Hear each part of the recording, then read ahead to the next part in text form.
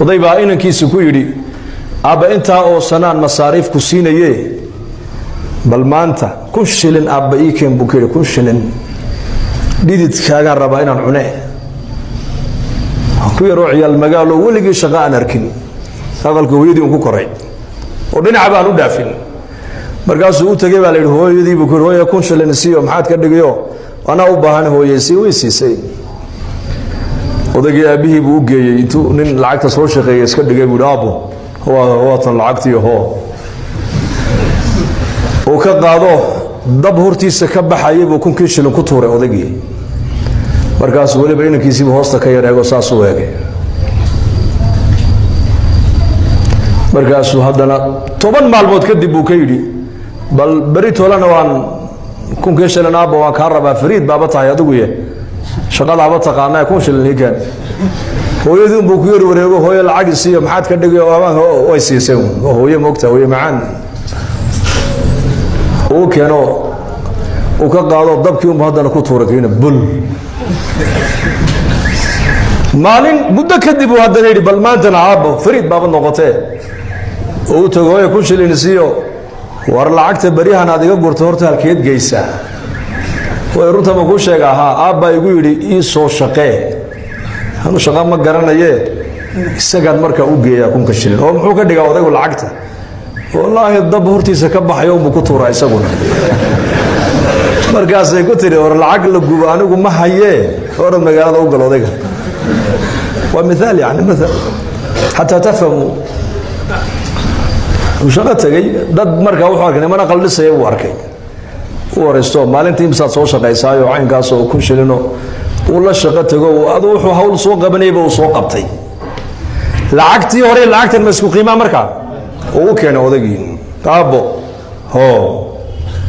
markaasuu uu yidhi waliba hadal buu raaciyo wuxuu yidhi aabbo lacagta dabka ka ilaali dee nabiga ku sallaya markaasuu yidhi oo maxaa ku jaban buu yidhi haddaan ku tuura kuwii horeba sooniga gubayey ma maya aabba tani tii hore way ka duwan tahay tan hee tan waa dhidid baa ku baxay buu yidhi waxaan u soo qaatay mathalkaas shaygan marka uu maal iyo waqti iyo caqli iyo dadaal iyo ragnimo ay kaa gasho ayaa qiimihiisa la gartaa marka diinta dadaalkeega diinta oo dadka la baraa waa dadaal diineed diinta oo dadka loogu soo baraarujiyo loogu yeedhaa waa dadaal diineed adiga lafahaantaada oo salaada jamca aad ku ilaalisaa waa dadaal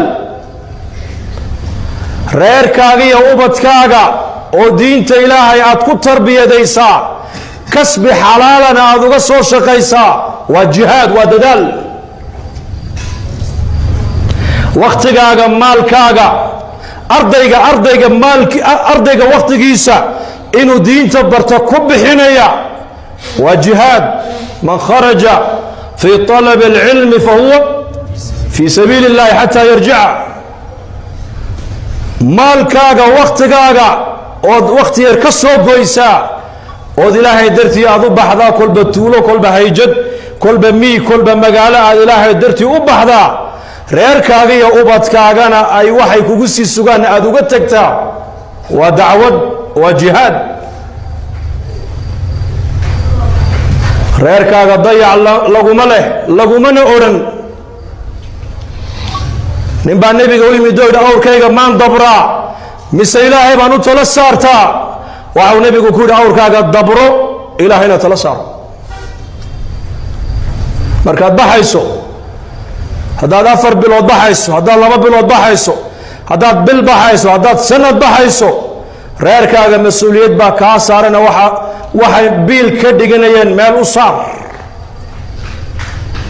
inaad cidlo kaga dhaqaaqdaa caqliguna ma aqbalayo sharciguna ma aqbalayo haddaad aragteen ood maqasheen mid la yidhi reerkiisiibuu kaga dhaqaaqay bilaa biil kaasi waa tartiibtii dacwadu garab maree dacwadoo dhan maaha sidaas ogaada tartiibtii dacwadu ayuu yar garab maray de qolo walba qaar yar mushadidiin noqdo iska leeyihiin sooma oo yar nuura ka uu nuuray markaa laakiin manhajku maaha manhajku ma qabo in reerka la dayaco ma qabo manhajku waa manhaju nubuwa wuxuu qabaa nabiga nin baa u yimid calayhi salaatu wasalaam wuxuu yaa rasuulallah inaan baxaan raba jihaadka waa cahdiga nabiga dagaalna waa loo baxayay markaasuu yidhi maxaad u baxaysaa ii sheeg wuxuu yidhi jannaan doonayaa labadaadii waalid mid ma nool yihiin markaasuu hooyaa ka nool buu yidhi ma iyadoo kaa raalliya baad ka timiday mise iyadoo safarkaagaan ka raalli ahayn may safarkayga ka raalli maahayn buu yidhi soo janno ma doonaysid haa alzim rijlayha uma aljanna buu rasuulku yidhi ku noqo iyadoo lugahayga qabso u duub u khidmee raalli geli halkaabaa jannada ka galaysa adigu yahay caamadaan leenahay war masaajidada soo gala culummada ku soo xidhma salaada tukada naftiina tarbiyadeeya kaala ilaahay dartii jamaacadda u raaco naftaada soo islaaxi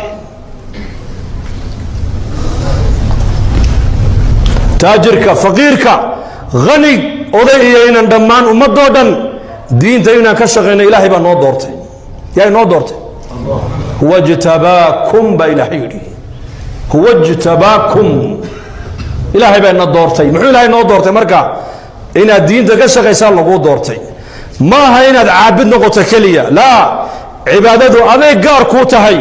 salaadiyo soonka iyo zakadiyo xashku aday gaar kuu yihiin laakiin waxa ummadda anfacaya waa maxay waa dacwadiyo tacliinta ummadda anfacaysa diintana sidaa aan soo sheegnay adduunyada waa ka ducana waa lagu helaa diinta laakiin dadaal baa lagu helaa inaku laakiin waan bedilay maanta haddaan soomaalinaho waxaan leenahay adduunyadu dadaal bay u baahan tahay